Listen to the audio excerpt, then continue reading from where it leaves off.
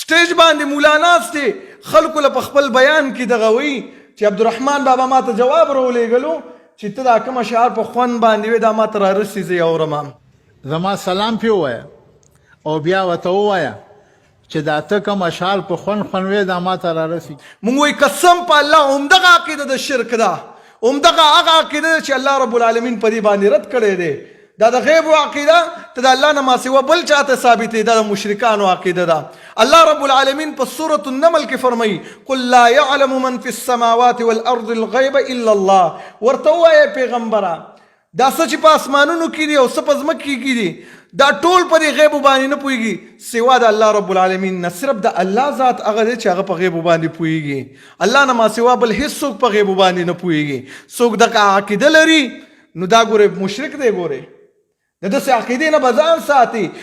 الله رب العالمین هر څه نفي کړي. ملایکې نفي کړي چې ملایک په غیبو باندې نه پوهېږي.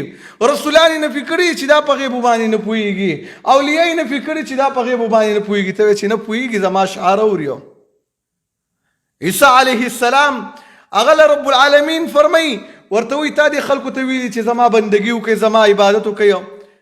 نو هغه څه وایي ویل یا الله زه خو چې تر کومې پورې ژوندی وم رب العالمین زه په دې خلکو باندې ګواه یم دې خلکو ستا بندګي کول هغې ټایم کې یم.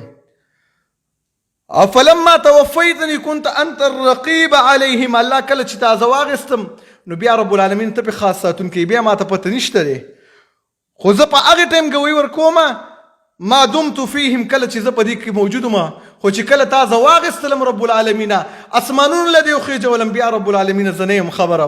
ګورې سره د دې چې عبدالرحمن بابا باندې د خلکو اتفاق دی چې هغه وفات شوی دی. عیسی علیه السلام باندې اتفاق دا دی د مسلمانانو چې هغه ژوندی دی لیکن هغه بیا م وایي چې یا الله چې کله تا زه د ځمکې نه واخیستلم رب العالمین بیا ما ته پته نشته دی د دې چې دې خلکو زما بندګي کړې ده د دې ما ته پته نشته دی. کاش چې لږ قرآن کریم سره واسطه د دغې خلکو وې لیکن د الله د کتاب نه لرې دي. ځکه لګیا دي ګډې وډې وایي ځکه لګیا دي داسې خبرې کوي چې هغه د شرک سره دي د شرک خبرې دي د اسلام خبرې نه دي د مسلمان خبرې نه دي ځکه دغه شانتې خبرې کوي.